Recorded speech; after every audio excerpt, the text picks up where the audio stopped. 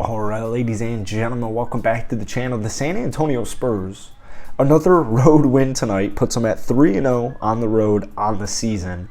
They're 3-1 so far. They have taken down quote-unquote finals contenders, guys like Philadelphia. Tonight it was Minnesota.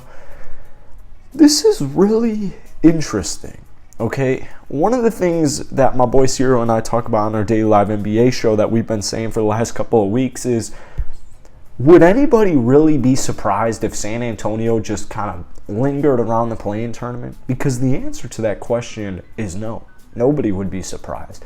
Greg Popovich cannot play losing basketball, okay? Can't play losing basketball. He can't intentionally lose basketball games. Now, when we look at San Antonio, there's walking buckets on this team. Devin Vassell, Keldon Johnson, Joshua Primo is poised for another good season with the playing time. Like Jeremy Sohan, brand new rookie draft pick. You could even get deeper and deeper and deeper.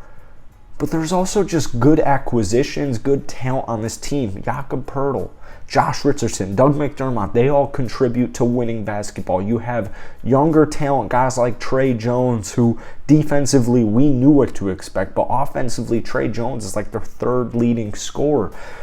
It's not all that crazy. It really isn't all that crazy. Now, I'm not saying the San Antonio Spurs are a championship team by any means, but what I am saying is this. All San Antonio really lacks is a quote-unquote franchise player. Now, I think Victor Wembanyama on the San Antonio Spurs would do them wonders, but if we're really being honest with ourselves, what team would Victor Wembanyama not be perfect for? You could go through all 30 teams in the damn NBA and think to yourself, oh yeah, if he was healthy and he pans out as a 7'6" center to be what he's supposed to be, or, quote-unquote panned out to be, yeah, he's going to work on any team. The San Antonio Spurs might have a franchise player on their basketball team right now. It might be Jeremy Sohan. It might be Keldon Johnson. It might be Trey Jones. It might be Devin Vassell. It might be Joshua Primo. It might be Blake Wesley. It might be Malachi Branham. I'm not saying that there is, and some of those guys have, I guess, better chances than others. Keldon Johnson, Devin Vassell, so far the two Spurs having the best offensive seasons. But my point is, Victor Wembanyama in less than the last year and a half has had over 3 major surgeries. So, do I think the Spurs will be a finals contender like I said earlier? No, absolutely not. But will they be the worst team in the NBA? No. There's just too much talent on this basketball team. Now, I'm not trying to get too ahead of myself because they're 3-1, right? You had a tough loss. There's been some bad games. There's been some bad spurts. We've seen defensively they've had their lapses. For the most part, San Antonio tonight dominated Minnesota. Don't let that box score fool you, because while the Spurs did win by 9 points, you had 115 to 106. The fourth quarter was all Minnesota, and it actually wasn't even close. Up until the fourth quarter, it was a complete and utter blowout. And there's people out there saying that the Minnesota Timberwolves are finals contenders. There's people out there saying that the Philadelphia 76ers are finals contenders. All I'm saying is San Antonio has this bundle of talent, both sides of the ball. Yes, tonight, offensively in the fourth quarter, things weren't great. 12-35 outscored. Coach Pop is not going to be pleased with that. Defensively, the last couple of games, specifically against Philadelphia, everybody's doing their job. Offensively, everybody's doing their job. There's some lapses on both sides of the ball, but for the most part, they're playing winning basketball. And with this quote-unquote lack of talent, it has a lot of people very, very surprised. Well, Spurs fans would be the first to tell you there's a ton of talent on this roster. There's a ton of talent. Keldon Johnson is a legitimate potential. I think star is being a little nice to the rest of the NBA. I won't go as far to say he's a potential superstar, but I won't settle and say he's a definite star. I think he's somewhere between a star and a superstar if things pan out. And if there's going to be somewhere you want to be, if there's going to be a team that can properly develop you, there's a couple of them out there. Golden State, maybe Toronto. San Antonio's on the top of that damn list.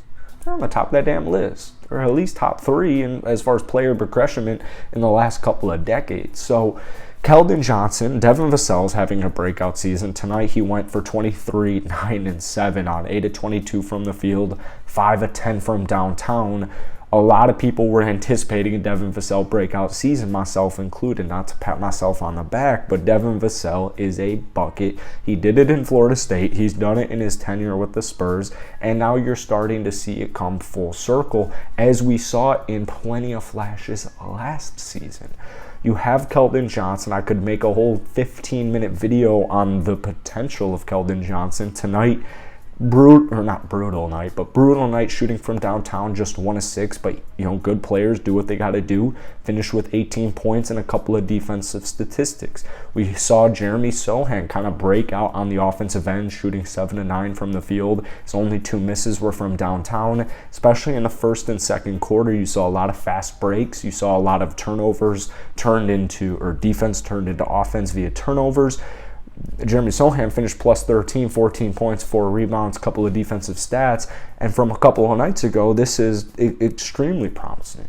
We know Jeremy Sohan can do it all. We know he's, I don't even really want to compare him to Dennis Rodman. I'm not a big player comparison guy, but we know Jeremy Sohan can do an assortment of different things at a high level. It just comes down to consistency. And tonight was kind of one of the first nights, offensively speaking, where it felt like everything came together, not only for San Antonio, but specifically for Jeremy Sohan. You had 2 quarters in this game where you put up over 36 points.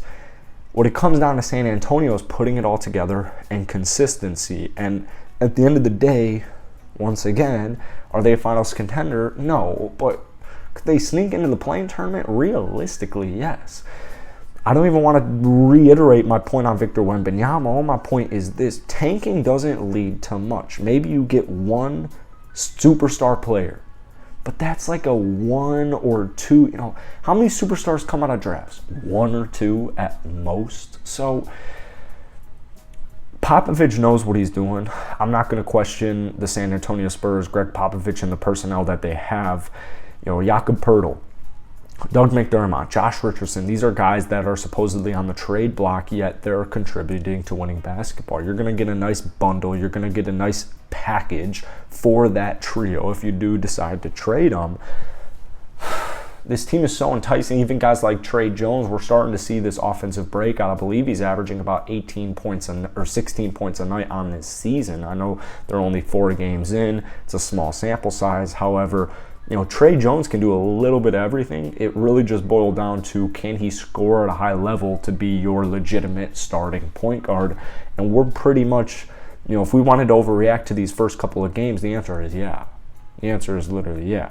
Primo is really solid as well. However, he also is a very young player, so he's going to be super raw.